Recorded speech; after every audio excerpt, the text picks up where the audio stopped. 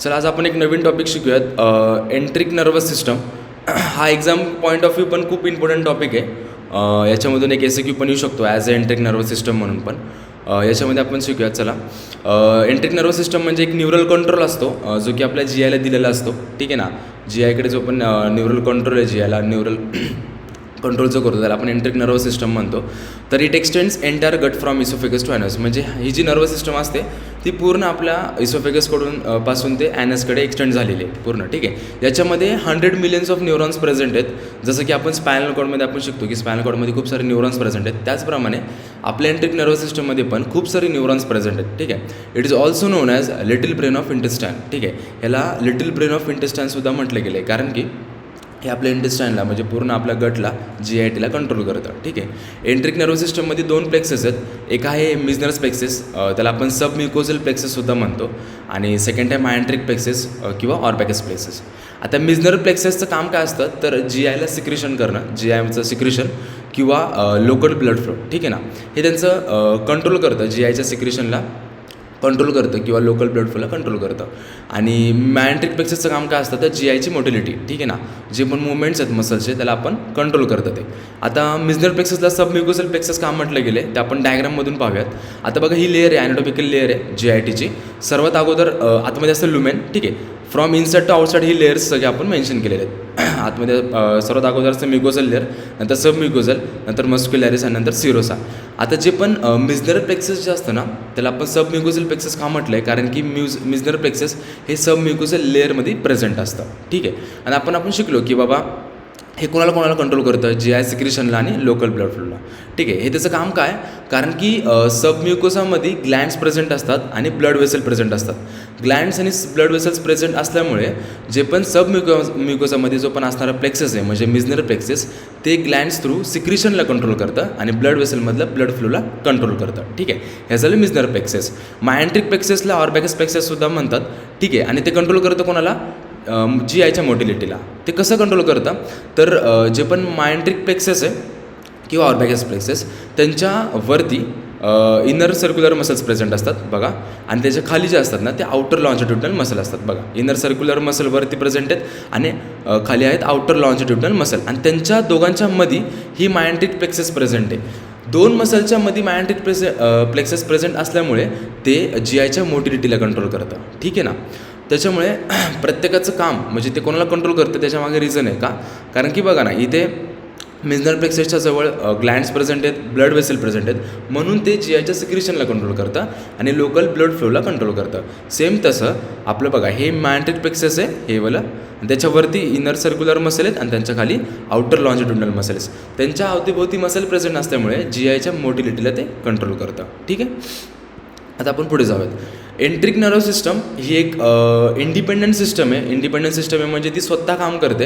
ठीक आहे. त्याला कोणाची गरज नाही. परंतु असे काय सिच्युएशन्स येतात त्या सिच्युएशनमध्ये ती हेल्प घेते कोणाची, तर सिम्पॅथेटिक नर्वस सिस्टमची हेल्प घेऊ शकते किंवा पॅरासिम्पॅथेटिक नर्वस सिस्टमची हेल्प घेते किंवा सेन्सरी न्यूरॉन्सची. ठीक आहे. आता त्याच्यामध्ये सिम्पॅथेटिक नर्वस सिस्टम काय काम करतात तर GIचे जे पण फंक्शन्स होतात ना त्याला इनिबिट करायचं काम करतं.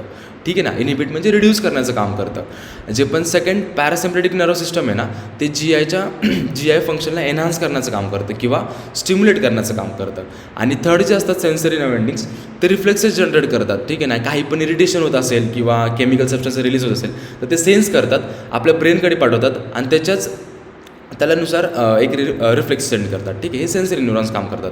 आता याच्यामध्ये ही इपिथेलियल सेलची लाईनिंग आहे, त्याच्यात जस्टवरती सबम्युकोसामध्ये मिझनर प्लेक्सेस प्रेझेंट आहेत, त्याच्यावरती मायंट्रिक प्लेक्सेस प्रेझेंट आहेत. मायंट्रिक प्लेक्सेस आणि मिझनर प्लेक्सेस ह्या दोघांना मिळून आपण एंट्रिक नर्वस सिस्टम म्हणतो. ठीक आहे. आता याच्यामध्ये 2 सिस्टम आपल्याला 3 सिस्टम शिकायच्यात. एक आहे parasympathetic nervous system, sympathetic nervous system आणि सेन्सरी न्यूरॉन्स. हे तिघं पण एंट्रिक नर्वस सिस्टमला कंट्रोल कसं करतात किंवा कोणत्या GITच्या ऑर्गनला सप्लाय करतात ते आपल्याला शिकायचं. ठीक आहे. आता जे पण पॅरासिम्पॅथेटिक असतात ते प्री गँग्लिओनिक असतात आणि सिम्पॅथेटिक जे असतात ते पोस्ट गँग्लिओनिक. ते कसं ते आपण आता शिकूयात. ठीक आहे. सर्व स्टार्टिंगला आपण शिकूयात सिम्पॅथेटिक सप्लाय. ठीक आहे. आपल्या GI ट्रॅकला सिम्पॅथेटिक सप्लाय हा कुठून जातो ते शिकायचं आहे. ठीक आहे. आता हा स्पायनल कॉर्ड आहे, स्पायनल कॉर्ड आहे हा वाला, आणि ही साईडची जी आहे ना ती लॅटरल सिम्पॅथेटिक चेन प्रेझेंट आहे. ठीक आहे ना. हा स्पायनल कॉर्ड आहे आणि ही जी चेन प्रेझेंट आहे त्याला आपण म्हणतो लॅटरल सिम्पॅथेटिक चेन. आता हे सगळे गँग्लिऑन्स दिसतात तुम्हाला बघा, सिलिएक गँग्लिऑन, सुपेरियर मेझेंट्रिक गँग्लियॉन, परत इन्फेरियर मेझेंट्रिक, हे 3 गँग्लियॉन इम्पॉर्टंट आहेत. ठीक आहे ना, हा पण इम्पॉर्टंटच आहे चौथा पण. सिलेक गँग्लियॉन, सुपेरियर मेझेंट्रिक गँग्लियॉन, आर्टिकोरिनल गँग्लियॉन, परत इन्फेरियर मेझेंट्रिक गँग्लियॉन. ठीक आहे. आता बघा एक लक्षात ठेवा, गँग्लियॉनच्या जे पण अगोदरचे न्यूरॉन्स आहेत त्याला आपण म्हणणार प्री गँग्लियॉनिक न्यूरॉन्स, आणि गँग्लियॉनच्या नंतरचे जे पण न्यूरॉन्स आहेत त्याला आपण म्हणणार पोस्ट गँग्लियॉनिक न्यूरॉन्स. कळलं का इतकी? गँग्लियॉन जे प्रेझेंट आहेत ना, गँग्लियॉनच्या अगोदरचे जे पण न्यूरॉन्स आहेत म्हणजे पर्पल कलरमध्ये प्रेझेंट आहेत त्याला आपण म्हणणार प्री गँग्लियॉनिक न्यूरॉन्स, आणि गँग्लियॉनच्या नंतरचे जे पण न्यूरॉन्स आहेत ना त्याला आपण म्हणणार पोस्ट गँग्लियॉनिक न्यूरॉन्स. आता बघा, न्यूरॉन्स निघतात स्पायनल कॉर्डपासून, ते एंटर करतात लॅटरल सिम्पॅथेटिक चेनमध्ये, तिथून परत पुढे जातात आणि परत एंटर करतात सिलेक गँग्लियॉनमध्ये. मग सिलेक गँग्लियॉनपर्यंत जे पण एंटर केलेले न्यूरॉन्स आहेत ना त्याला आपण म्हणणार प्री गँग्लियॉनिक न्यूरॉन्स, आणि सिलेक गँग्लियॉनपासून निघणारे जे पण न्यूरॉन्स आहेत ना त्याला आपण म्हणणार पोस्ट गँग्लियॉनिक न्यूरॉन.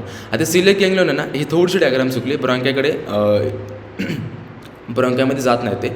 तर सिलेक गँग्लियॉनमधून जे पण निघणारे पोस्ट गँग्लियॉनिक न्यूरॉन्स आहेत ना ते जातात आपल्या स्टमकमध्ये, इसोफेगसमध्ये, लिव्हरमध्ये आणि पॅनक्रियाजमध्ये. ठीक आहे. म्हणजे जे पण सिलेक गँग्लियॉनपासून जो पण सप्लाय येणार आहे पोस्ट गँग्लियॉनिक थ्रू, तो सप्लाय कोणाला करणार आहे तर स्टमकला करणार आहे, इसोफेगसला करणार आहे, लिव्हरला करणार आहे आणि पॅनक्रियाजला करणार आहे. कोणत्या ऑर्गनकडे कोणत्या गँग्लियॉनिककडून निघणारे जे पण पोस्ट गँग्लियॉनिक न्यूरॉन्स आहेत ते तुम्हाला पाठ करायचं आहे. ठीक आहे. म्हणजे पहिले गोष्ट लक्षात ठेवा, जे पण सिलेक गँग्लियॉनपासून जे पण निघणारे पोस्ट गँग्लियॉनिक न्यूरॉन्स आहेत ते सप्लाय करणार स्टमकला, इसोफेगसला, लिव्हरला आणि पॅनक्रियाजला. इथपर्यंत लक्षात राहिलं. Second, superior mesenteric ganglion. Superior mesenteric गँग्लियॉनपासून निघणारे जे पण पोस्ट गँग्लियॉनिक न्यूरॉन्स आहेत ना ते सप्लाय करणार एंटायर स्मॉल इंटेस्टाईनला, म्हणजे पूर्ण स्मॉल इंटेस्टाईनला आणि starting part of large intestine. ठीक आहे. म्हणजे काय, जे पण सुपेरियर मेझेंट्रिक गँग्लियॉनपासून निघणारे पोस्ट गँग्लियॉनिक न्यूरॉन्स आहेत ते सप्लाय करणार पूर्ण स्मॉल इंटेस्टाईनला आणि starting part of large intestine. हे झालं सेकंड गँग्लियॉन. थर्ड आहे आर्टिकोरिनल गँग्लियॉन. आता आर्टिकोरिनल गँग्लियॉनपासून निघणारे जे पण पोस्ट गँग्लियॉनिक न्यूरॉन्स आहेत ते सप्लाय करणार आपल्या किडनीला. ठीक आहे. आणि चौथा आहे इन्फेरियर मेझेंट्रिक गँग्लियॉन. इन्फेरियर मेझेंट्रिक गँग्लियॉनपासून जे पण न्यूरॉन्स निघणार ना ते आपल्या एंड पार्ट ऑफ लार्ज इंटेस्टाईनला कंट्रोल करणार. ठीक आहे. मग जास्तीत जास्त सप्लाय GITला सिम्पॅथेटिक सप्लाय तो पोस्ट गँग्लियॉनिक होतो, पोस्ट गँग्लियॉनिक न्यूरॉन्समुळे होतो. त्याच्यामुळे आपण इथं मेन्शन केलं की जो पण सिम्पॅथेटिक नर्व सिस्टम असतो ना त्याच्यामध्ये पोस्ट गँग्लियॉनिक न्यूरॉन्स पार्टिसिपेट करतात. ठीक आहे ना. म्हणजे जो पण सिम्पॅथेटिक नर्व सिस्टम असतो तो पोस्ट गँग्लियॉनिक असतो. ठीक आहे. कारण की जास्तीत जास्त पोस्ट गँग्लियॉनिक न्यूरॉन्स बघा प्रत्येक GITमध्ये सप्लाय करतात आहे. ठीक आहे. हा झाला सिम्पॅथेटिक सप्लाय. सेकंड आपण शिकणार पॅरासिम्पॅथेटिक सप्लाय. आता पॅरासिम्पॅथेटिक सप्लायमध्ये पण सेम 2 पार्ट आहेत. एक पहिला पार्ट आहे क्रॅनियल नर्व आणि सेकंड पार्ट आहे सॅक्रल नर्व. क्रॅनियल नर्वमधून जो पण निघणारे नर्व्स आहेत, आता हे थर्ड क्रॅनियल नर्व निघते, ते एंटर करते सिलेरिक गँग्लियॉनमध्ये, आणि सिलेरिक गँग्लियॉनपासून निघणारा जे पण न्यूरॉन्स आहेत ते कंट्रोल करतात सिलेरी मसल्सला. आता बघा इथे तुम्ही बघू शकता डायग्राममध्ये मोस्ट ऑफ दी पार्ट जो आहे ना सप्लायचा तो प्री गँग्लियॉनिक पार्ट आहे, आणि थोडंसं लगेच त्या ऑर्गनकडे किंवा त्या GITमध्ये जाऊन लगेच एंटर करून ते त्या पोस्ट गँग्लियॉनिक एंटर करून त्याला कंट्रोल करतात.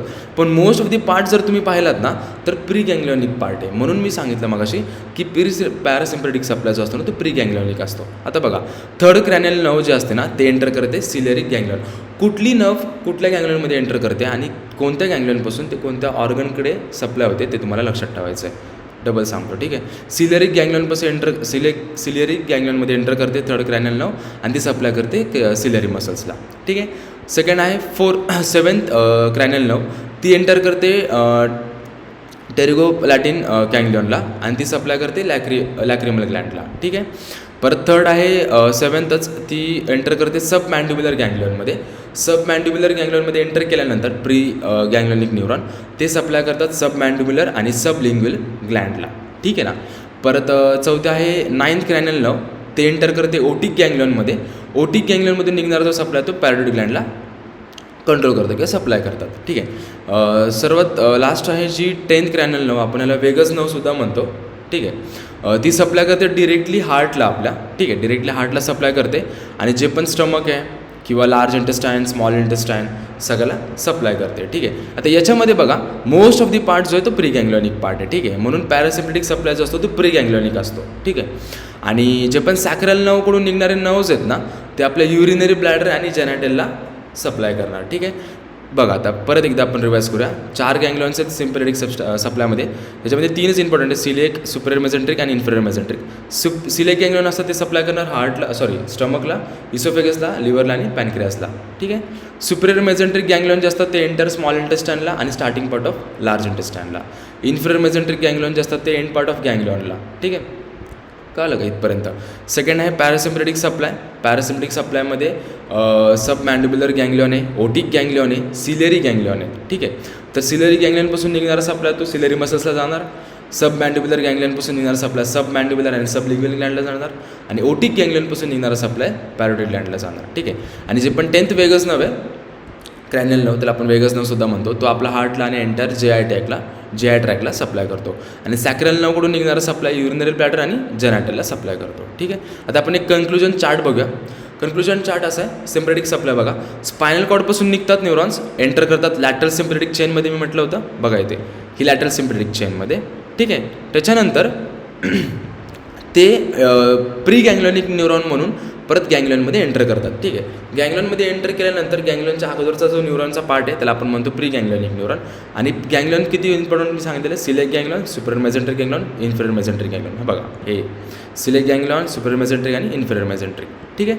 त्याच्यानंतर गँग्लियॉनपासून निघणारे जे पण न्यूरॉन्स आहेत, जे की पोस्ट गँग्लियॉनिक न्यूरॉन्स म्हणतात, ते परत गटमध्ये एंटर करतात. आता मी तुम्हाला सांगितलं होतं की सिम्पॅथेटिक सप्लाय जो असतो तो GI ट्रॅकला किंवा GITला इनिबिट करण्याचं काम करतं. ठीक आहे ना, इनिबिट, त्याचं फंक्शन इनिबिट करण्याचं काम करतं. ठीक आहे. त्याच्यामुळे जे पण सप्लाय आहेत ते रिलीज करतात नॉरएपिनेफ्रिन, जे की इनिबिटर ॲज इनिबिटर म्हणून काम करतात. ठीक आहे ना. पॅरासिम्पॅथेटिक सप्लायमध्ये 2 पार्ट आपण शिकलो, क्रॅनियल नर्व आणि sacral division. Cranial nerve almost entirely through vagus nerve, म्हणजे जे पण क्रॅनियल नर्व्ज आहे आपल्या पूर्ण GITला बघा ना, GITला vagus 10th cranial nerve supply करतं. बघा, पूर्ण GITला 10th वेगस नर्व सप्लाय करतं. ठीक आहे. बघा, इसोफेगसला, स्टमकला, पॅनक्रियासला, स्मॉल इंटेस्टाईनला आणि हाफ ऑफ द लार्ज इंटेस्टाईनला सप्लाय करतं. ठीक आहे. आता यांचं काम काय, स्टिम्युलेट करणं GI ट्रॅक, म्हणजे GI फंक्शन्सला स्टिम्युलेट करणं किंवा एनहान्स करणं. तर त्याच्यामुळे ते रिलीज करणार ॲसिटिकोलिन, जे की एक्साटेटरी म्हणून यूज केलं जातं, म्हणजे एनहान्स करतं किंवा स्टिम्युलेट करतं. आणि सॅक्रल डिव्हिजनमध्ये S2, S3, S4 हे एंटर करतात distal half of large intestine, म्हणजे जे पण डिस्टल हाफ ऑफ लार्ज इंटेस्टाईनला सप्लाय करतात आणि ॲनसला सप्लाय करतात. ठीक आहे. हे 2 झाले सप्लाय, पॅरासिम्पॅथेटिक आणि सिम्पॅथेटिक सप्लाय. आता आपण शिकणार सेन्सरी. ठीक आहे. Reflex control of gut function. ठीक आहे. आता हे बघा, गट इपिथिलियम आहे. गट इपिथिलियमपासून निघणारे जे पण नर्व्ज आहेत, सेन्सरी नर्व्ज, ते एकतर जातात मिझनर किंवा मॅन्ट्रिक प्लेक्ससमध्ये किंवा प्री व्हर्टिब्रल गँग्लियन, स्पायनल कॉर्ड आणि ब्रेनस्टम यांच्याकडे ते एंटर करतात. आता बघा, गट इपिथिलियममध्ये हे न्यूरॉन्स जे पण नर्व्ज आहेत, सेन्सरी नर्व्ज, हे कधी स्टिम्युलेट होतात, ज्यावेळेस गट इपिथिलियममध्ये इरिटेशन्स क्रिएट होते. ठीक आहे ना. ज्यावेळेस इरिटेशन होईल किंवा सेकंड एक्सेसिव्ह डिस्टेन्शन ऑफ गट होईल, म्हणजे एक्सेसिव्ह डिस्टेन्शन होईल आपल्या गटमध्ये, किंवा थर्ड केमिकल सबस्टन्सेस काय तर रिलीज होतील, त्यावेळेस काय होतं, हे सेन्सरी नर्व्ज स्टिम्युलेट होतात. स्टिम्युलेट झाल्यानंतर ते सिग्नल घेतात, सिग्नल घेऊन मिझनर्स किंवा मॅन्ट्रिक प्लेक्ससकडे सेंड करतात किंवा प्री व्हर्टिब्रल गँग्लिया, स्पायनल कॉर्ड आणि ब्रेनस्टेमकडे ट्रान्समिट करतात. मग त्याच्या रिस्पॉन्समध्ये एक रिस्पॉन्स क्रिएट होतो आणि तो परत रिफ्लेक्स सेंड होतो.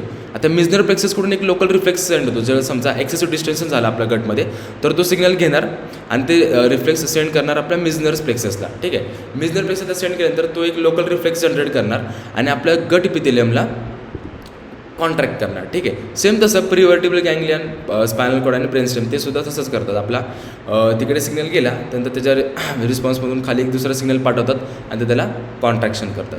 हे झालं सेन्सरी. आता आपण सर्वात लास्टला आपण शिकणार क्लिनिकल ॲस्पेक्ट.